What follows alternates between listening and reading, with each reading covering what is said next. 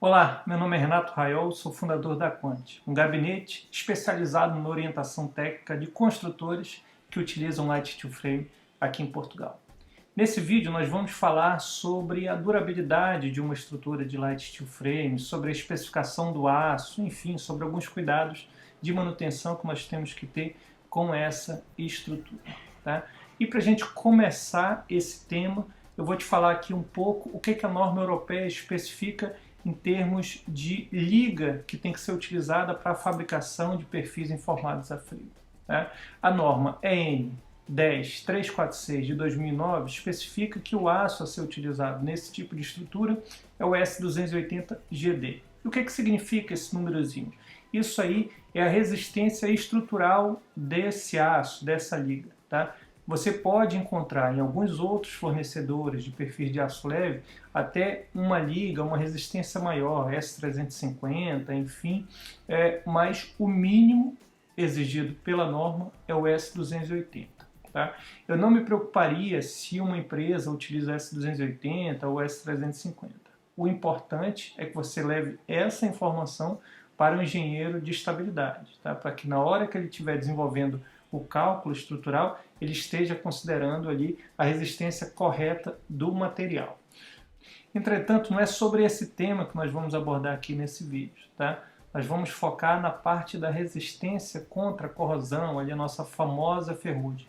E é aí que entra a importância dessas outras ali, uma ou duas letrinhas e mais um númerozinho que vem depois do S280 ou S350.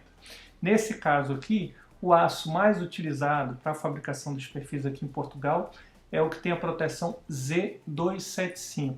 E o que significa esse Z275? Z significa proteção em zinco e 275 significa que a proteção possui 275 gramas por metro quadrado de superfície, tá?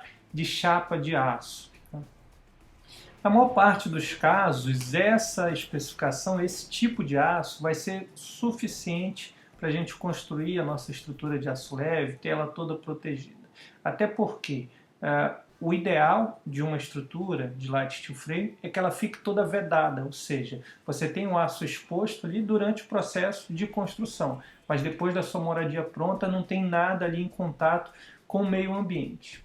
Entretanto, já está se tornando cada vez mais comum a utilização de algumas estacas metálicas de fundação e, consequentemente, a utilização do aço leve também na fundação, na laje de piso, na laje do piso zero. Tá? Quando isso acontece, em algumas situações, essa nossa estrutura da laje de piso ela vai ter ali alguma exposição ao meio ambiente, né? Seja ali só pela parte de baixo ou algo do gênero. Nessas situações eu já começo a me preocupar um pouquinho. Tá? Então, assim, a gente tem ali algumas possibilidades. Tá? Uma delas seria tentar fazer um plaqueamento embaixo antes de pousar essa estrutura nas estacas metálicas. Tá? Uma segunda opção seria aplicar uma pintura de proteção, tá? Pode ser uma poliureia ou algo do gênero, que faça a proteção desses elementos que vão ficar ali em contato com o meio ambiente. E uma terceira opção seria utilizar uma liga com maior resistência. Tá? E aí quando a gente vai ali para uma liga de maior resistência, a gente tem ali algumas outras especificações. Eu vou te mostrar aqui um pouquinho o que significa ali aquela letrinha que vem depois da resistência do aço. Nós temos algumas diferentes ligas que podem ser protegidas ou somente com zinco, ou zinco e alumínio, ou zinco, alumínio e magnésio, que é o caso ali das ligas comercialmente conhecidas como ou Posmac ou Magnelis. Tá? Essas duas ligas são chapas que possuem a proteção com zinco, alumínio e magnésio, tá? Sendo a Posmac um produto da siderúrgica POSCO e a Magnelis um produto da siderúrgica ArcelorMittal. Elas têm características muito semelhantes, mas assim, esse é um material que ele possui uma proteção maior contra a corrosão, tá? Pode estar ali em contato com o meio ambiente, por quê? Porque eles foram produzidos para utilização em ambientes, em situações mais críticas. Por exemplo, tem aquelas proteções laterais de estrada, né, os guardrails, tá? que vão ficar ali expostos ali ao tempo, e também é muito utilizado ali naquelas estruturas para painéis solares, ou seja, uma estrutura que vai ficar exposto ao tempo 100% do tempo. Tá? Então, assim, você tem a opção de encomendar a sua estrutura de aço leve também com essas ligas. Tá? Você vai pagar ali uma diferença de valor, você tem que solicitar isso do seu fornecedor de aço, mas assim, é perfeitamente viável você utilizar essas ligas com maior durabilidade, com maior resistência contra a corrosão na sua estrutura de light steel frame. Algumas dessas ligas, inclusive, até chegam a dar garantia ali de 25 anos de vida, tá, da exposição ali ao meio ambiente.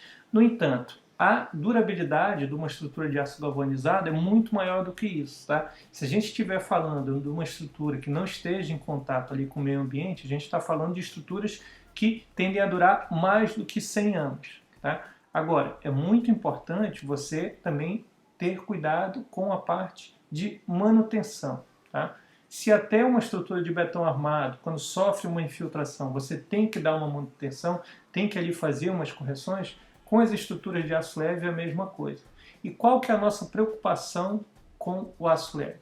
É não deixar a estrutura em contato com água, com umidade, que são os dois inimigos que podem gerar ali alguma patologia para a nossa edificação.